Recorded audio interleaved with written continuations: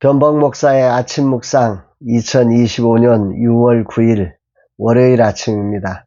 오늘은 레위기 17장 1절로 9절 말씀을 통해서 하나님의 방식으로 예배하라, 이런 제목으로 말씀 묵상의 은혜를 나누겠습니다. 어제 아내는 2박 3일 일정의 가족 구원을 향한 여행을 마치고 돌아왔습니다. 하나님의 은혜로 4명의 자매가 함께 예배하는 행복한 시간을 보내고 행복한 마음으로 돌아와서 감사합니다.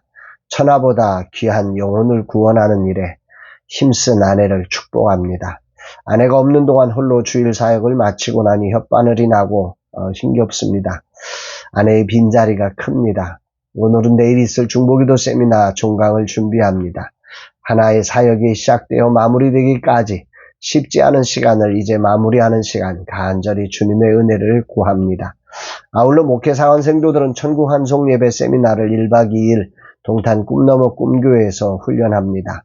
성경적인 천국 환송의 예배를 훈련받는 시간, 모두에게 큰 은혜의 자리가 되기를 기도합니다. 이날 주님은 어떤 말씀으로 인도하실까? 오늘부터 시작된 레위기 17장부터 26장까지는 성경학자들 사이에서 거룩함의 법전이라 불리는 그런 부분입니다. 하나님의 거룩하심에 참여하도록 이스라엘 백성들을 훈련시키는 법률이라고 하는 거죠. 본문은 아론과 그 아들들 그리고 이스라엘 모든 자손을 향한 명령이 주어지고 있는데요. 어떤 명령이냐면 희생제물을 회막에 가져와서 하나님께 제사하고 그 다음에 어떻게 해야 한다, 뭐 이런 얘기죠. 4절에 보니까 먼저 회막문으로 끌고 가서 여호와의 성막 앞에서 여호와께 예물로 드리지 아니하는 자는 피 흘린 자로 여길 것이라. 그가 피를 흘렸은즉 자기 백성 중에서 끊어지리라. 고대 근동 문화에서 이런 그 희생 제물을, 이 짐승을 가지고 예배하는, 우상을 숭배하는 이런 방식이 있었기 때문에 이것을 철저하게 금지하고 오직 하나님을 예배하도록 하기 위해서 이것을 명령으로, 아주 엄격한 명령으로 전하고 있는 것입니다. 7절에 보면 그들은 전에 음란하게 섬기던 수점소에게 다시 제사하지 말 것이니라. 이는 그들이 대대로 지킬 영원한 규례니라. 전에 음란하게 섬기던 수점소라고 하는 이 히브리어 원문에 보면 세이림이라고 하는 단어인데요. 단순한 염소가 아니라 인간과 짐승을 합친 신들을 숭배하는 정령이나 악령을 표현하는 것입니다. 여기서 하나님은 명령, 즉 반드시 순종을 요구하는 명령을 통해서 절대적이고 변경 불가능한 질서, 하나님 나라의 규례를 말씀하신 거지요. 먼저 하나님은 그 백성이 이전 죄의 습관, 우상 숭배로 돌아가지 않도록 경고하신 거지요. 아울러 이것은 하나님을 향한 예배와 삶은 반드시 하나님의 방식, 하나님이 정하신 장소, 하나님의 뜻 안에서 이루어져야 한다, 이것을 아주 강조하는 것입니다. 그렇지 않으면 백성 중에서 끊어질 것이라. 이걸 2번에 걸쳐서 4절 9절에 걸쳐서 반복하고 있는데요. 여기에 이 끊어진다라고 하는 이 카레트라고 하는 단어는 언약 공동체로부터 단절된다. 이건 구원론적인 단절을 의미하는 것이 심각한 경고죠. 구원받지 못할 수 있다. 언약 백성이 아니게 된다. 뭐 이런 이야기입니다.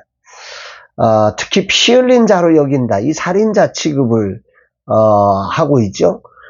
제사를 무질서하게 하는, 하나님의 질서를 파괴하는 이 살인죄와 같은 무서운 죄라고 율법은 이렇게 말씀을 하고 있는 것입니다.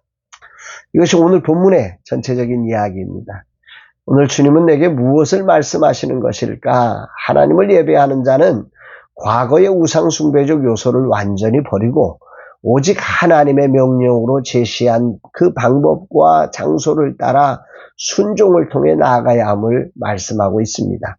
비슷해 보이지만 이 명령을 어길 때 그것은 피 흘린 자로 여기는 심각한 죄악이며 카레트, 자기 백성, 즉 언약 공동체로부터 단절되는, 구원에서 배제되는 심각한 일이 벌어지는 거다 말씀하십니다. 다윗이 법궤를 옮기면서 최고의 화려한 수레로 이 법궤를 옮기려 했다가 그 웃사가 죽는 아픔을 겪고 나서 다윗은 오랜 후에 다시 법궤를 옮겨오면서 규례대로 하지 않아서 여호와께서 우리를 찢으셨다. 이런 고백을 하는 것이 생각납니다. 그렇죠. 이 하나님께로 나아간다는 것은 우리의 방법이, 더 좋은 우리의 방법이 아니라 하나님의 은혜로 계시해 주신 그 방법에 우리가 순복될 때 구원이 일어나는 것입니다. 삶이란 자리를 살아가면서 인간은 인간 중심의 편의로 예배를 바꾸려는 욕망이 올라옵니다. 더 좋은 예배가, 더 편한 예배가, 더 아름다운 예배가, 더 좋은, 더 낫지 않을까? 이런 변질의 가능성이 우리 안에 있다는 거죠. 하나님은 신령과 진정으로 예배한 자를 찾으신다고 말씀하셨습니다. 예배의 형태는 예수 그리스도 안에서 변화되었지요. 오늘 본문의 말씀처럼 그러나 그 정신은, 그 근본적인 하나님의 방식은 영원한 규례입니다. 변하지 않는 규례입니다. 오늘 이 말씀이 현대의 삶에서 어떻게 이어질 수 있을까 생각해 봅니다. 중요한 초점은 사람의 열심과 화려함이 아니라 하나님의 질서를 따르려는 순종이 예배의 핵심이다 라고 하는 것입니다. 하나님을 사랑한다는 인간의 열정이 하나님의 세우신 방식을 훼손해서는 안 된다라는 거죠. 예배에 하나님을 향한 뜨거운 사랑이 존재해야 합니다. 그러나 그것이 진리의 방식이 아닌 세상 우상적 방식을 따라가는 것이어서는 안 된다. 이건 매우 위험하다라고 말하는 것입니다. 분명한 사실은 예배는 하나님이 받으시는 것이지 사람이 감동받기 위한 것이 근본적으로 그 정신상 아니다. 우리가 좋자고 하는 게 아니다라는 거죠. 또 반대로는 형식만 남은 예배가 되어서는 안 되고 진리의 기준이 없는 예배가 되어서도 안 된다. 이 두 가지가 잘 조화를 이루어야 한다. 하나님을 향한 뜨거운 마음이 하나님의 말씀과 방식 안에 있을 때 거룩한 예배가 된다. 그렇지 않으면 가장 뜨거운 열심도 가장 무서운 불순종이 될 수도 있다.